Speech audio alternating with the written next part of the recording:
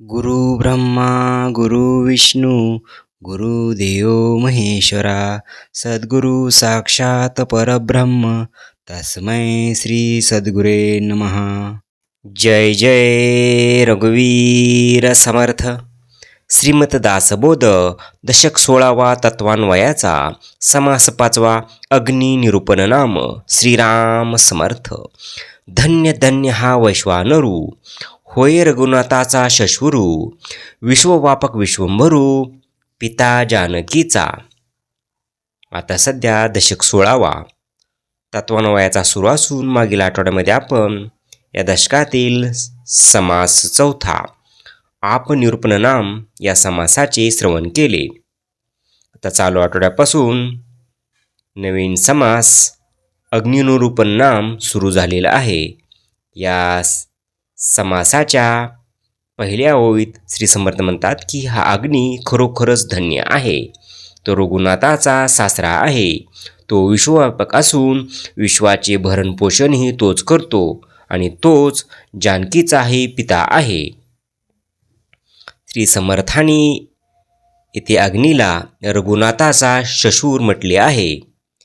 जानकी ही भूमीची कन्या आणि भूमीच्या उदरातील उष्णता म्हणजे अग्नी या नात्याने हे रूपक वापरलेले आहे.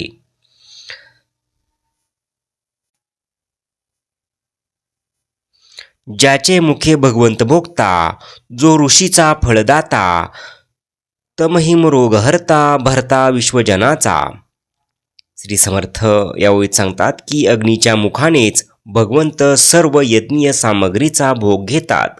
अग्नीच ऋषींना तपस्येचे फळ देणारा आहे. अग्नीच अंधार थंडी आणि रोग याचे हरण करून जगातील सर्व लोकांचे पोषण करतो. नाना वर्द नाना भेद जीवमात्रास अभेद अभेद आणि परमशुद्ध ब्रह्मादिकासी. श्री समर्थ यावेळी सांगतात की जीवमात्रात अनेक वर्ण आणि अनेक भेद असतात, पण अग्नी मात्र सर्वाशी समत्वाने वागतो. तो ब्रह्मादी देवासह सर्वाशी भिन्न आणि परमशुद्ध असाच वागतो. अग्निकर्ता सृष्टी चाले अग्निकर्ता लोक धाले अग्निकर्ता सकळ झाले लहान थोर. श्री समर्थ यावेळी सांगतात की अग्नी आहे म्हणून सृष्टी चालते. अग्नीमुळे लोकांना संतोष होतो. अग्नीमुळेच सर्व लहान थोर जगतात.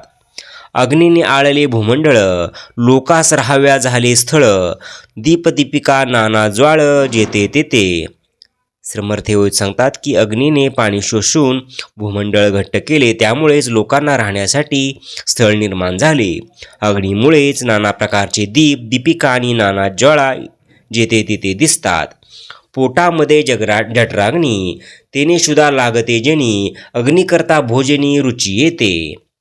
श्री समर्थ यावेळी सांगतात की पोटात जठराग्नी असतो म्हणून लोकांना भूक लागते आणि त्या अग्नीमुळेच भोजनात ही रुची येते.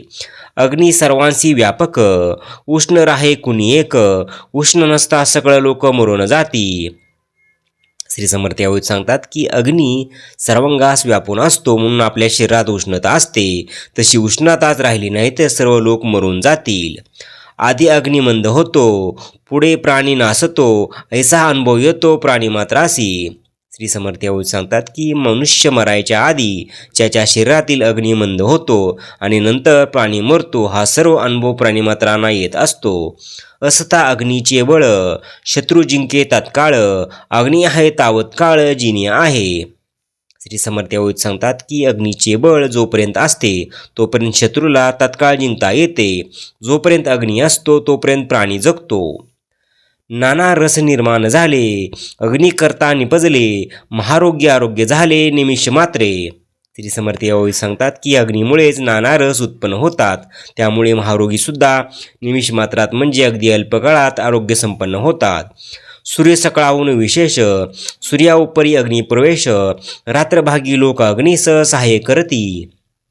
श्री समर्थ यावेळी सांगतात की सूर्य सर्वाहून श्रेष्ठ आहे, पण त्याहून अग्नीचा प्रकाश श्रेष्ठ आहे. रात्री सर्व लोकांस अग्नीस सहाय्यभूत किंवा मदत करता होतो. अंतेज ग्रहीचा अग्नी आणला त्यास दोष नाही बोलिला सकळ गुह्य पवित्र झाला वैष्णा नरू. श्री समर्थ म्हणतात की अंतजाच्या घरातला अग्नी आणला त्यामुळे दोष लागत नाही अशी शास्त्र लागते. कारण अग्नी हा सर्वांच्या ग्रहीचा पवित्रच असतो. अग्निहोत्र नाना याग, अग्निकर्ता होती सांग, अग्नितृप्त होता मग सुप्रसन्न होतो. श्री समर्थ ते सांगतात की अग्निहोत्र नाना प्रकारचे यज्ञ याग अग्नीमुळेच यथासांग पार पडतात. अग्नी अशा प्रकारे तृप्त झाला की सुप्रसन्न होतो. देव दानव मानव अग्निकर्ता चाले सर्व, सकळ जनासी उपाव अग्नी आहे. श्री समर्थ यावेळी सांगतात की देव मानव आणि दानव यांचे सर्व व्यवहार अग्नीमुळेच होतात. सर्व लोकांचे कल्याण अग्नीमुळेच होते. लग्ने करती थोर थोर, नाना दारूचा प्रकार, भूमंडळी यात्रा थोर दारोने शोभती. श्री समर्थ यावेळी सांगतात की थोरा मोठ्यांच्या लग्न समारंभात शोभेच्या दारूचे नाना प्रकार असतात. या जगात मोठमोठ्या यात्रा भरतात, त्यावेळी दारूनीच त्यांना शोभा येते. नाना लोक रोगी होती, उष्ण औषधे सेवती, तेने लोके आरोग्य होती वनीकरिता. श्री समर्थ यावेळी सांगतात की अनेक लोकांना अनेक प्रकारच्या रोग होतात, तेव्हा उष्ण औषधे सेवन करून अग्नीच्या साहाय्यानेच लोक आरोग्य संपन्न होतात.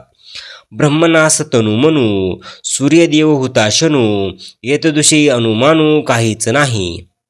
श्री समर्थ यावेळी सांगतात की ब्राह्मणाचे जर तन मन आणि अगदी सर्वस्व म्हणजे सूर्य आणि अग्नी हेच होय, याविषयी अनुमान करण्याची आवश्यकताच नाही. लोकामध्ये जटनानळू, सागरी आहे वडवानळू, भुगळ भाई अवर्नाळू, शिवनेत्री विद्युलता. श्री समर्थ यावेळी सांगतात की लोकामध्ये जठराग्नी असतो, सागरात वडवाग्नी असतो, भूगोलाच्या बाहेर अवर्नाळ असतो, तर शंकराच्या डोळ्यात वीजरूपी अग्नी असतो. होपीपासून अग्नी होतो, उंच दर्पणी अग्नी निघतो, काष्टमंथनी प्रगटो तो चकमकेने. श्री समर्थ ह्या सांगतात की काचेचे बिंगापासून अग्नी निर्माण होतो, तसा तो उंच आरशातून प्रकट होतो. लाकडाच्या घर्षणाने आणि चकचकाने योगीही अग्नी प्रकट करतात. अग्नी सकळा ठाई आहे, कठीण गिसणी प्रगट होय, आग्या सर्पे दग्ध होय गिरीकंदरे. श्री समर्थ यावेळी सांगतात की सर्व प्राणीमात्राच्या ठाई अग्नी आहे, कठीण घर्षणाने तो प्रगट होतो. आग्या सर्पामुळे गिरीकंदरात आग लागून ती दग्ध होतात.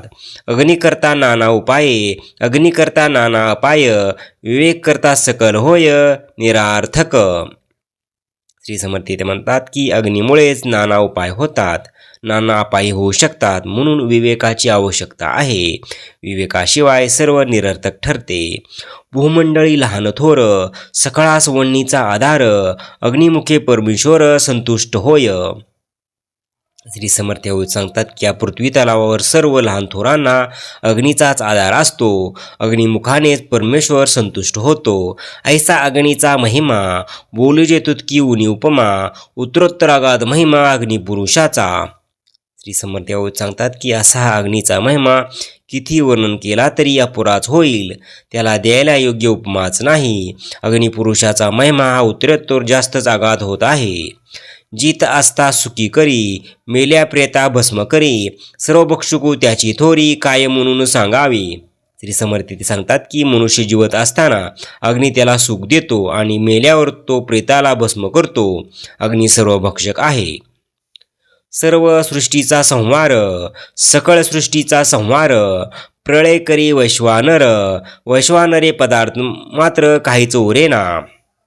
श्री समर्थ ते सांगतात की तो सर्व सृष्टीचा संहार करतो, सर्वाचा प्रलय करतो, पदार्थ मात्रापैकी काही शिल्लक ठेवीत नाही. नाना होम दंड करती, घोरोघोरे वैश्यदेव चालती, नाना क्षेत्री दीप जळती देवापासी. श्री समर्थ ते सांगतात की लोक नाना प्रकारचे होम करतात, घरोघरी वैश्वदेव चालवतात, निरनिराळ्या क्षेत्रामध्ये देवापाशी दीप जळत असतात. दीपराधने निलांजने, देव ओवाळी जे जने, खरे खोटे निवडणे दिव्य होता. श्री समर्थ ते सांगतात की दीपराधना, निरांजने इत्यादी अनेक प्रकारे देवाला लोक ओवाळतात. अग्निदेवे करून लोक खऱ्या खोट्याची निवड परीक्षा करतात. अष्टदा प्रकृती लोक तिन्ही, सकळ व्यापून राहिला वनी, आगाध महिमा वदनी किती म्हणून बोलावा. श्री समर्थ ते सांगतात की अष्टदा प्रकृती आणि तिन्ही लोक यांच्या व्यापून अग्नी राहतो. अशा त्या अग्नीचा महिमा सुखाने म्हणून किती वर्णन करावा. चारी शृंगे त्रिपदी जात, दोन्ही शिरी सप्त हात, ऐसा बोलिला शास्त्रात प्रचिती मीन. श्री समर्थ येथे सांगतात की अग्नीला 4 शिंगे, 3 पाय, 2 शिर आणि 7 हात आहेत असे शास्त्रात आहे. अग्नीची 4 शिंगे म्हणजे धर्म, अर्थ, काम, मोक्ष. 3 पाय म्हणजे कर्म, उपासना आणि ज्ञान.